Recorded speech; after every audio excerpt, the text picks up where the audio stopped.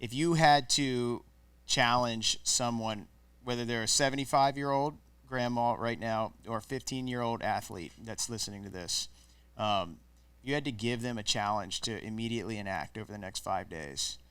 What practice or what challenge would you give them? What's the outcome?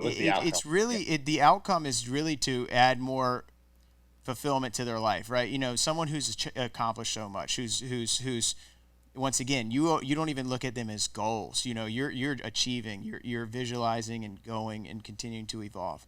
What is a practice or a challenge that you would want someone to enact? It could be as simple as making your bed every morning. It could be as simple as speak those failures. Anything of those lines. We always like to gain as much assets from guys like you or that have just lived it and are a living example of pursuit and purpose. Got it. So it's funny. I laughed when you said the make the bed thing because yeah, my one of my things in the military was I'm never making my bed again. I know that goes contrary to some of the other the self-help books that are out there right now. But I mean OCS and boot camp, having to make that bed and do those hospital corners, man, that drove me nuts. Like I can make more efficient use of my time. I swear it.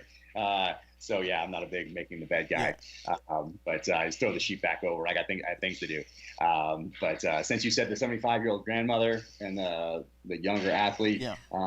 Since we're putting those all together, I probably have different things for both of them. Right. But because we're putting it together, I would say, hey, read more. Find what are you interested in, and here's some recommendations. I'm a lifelong reader, and I try to instill that in the kids. This love of books, this love of learning. And what's great is that there are so many great wonderful books out there, whether it's fiction or it's non. And if you haven't started that journey, that reading journey, and a lot of this generation, the younger ones, so not the 75-year-old grandmother, but maybe the younger athlete, maybe his reading is all online or all on his phone or all a couple sentences on Twitter from the people he follows that are within, the things that he likes that are kind of essentially preaching to the choir. But hey, there's a whole world out there at the local library, at your bookstore, and anything you're interested in, people have written about it a lot.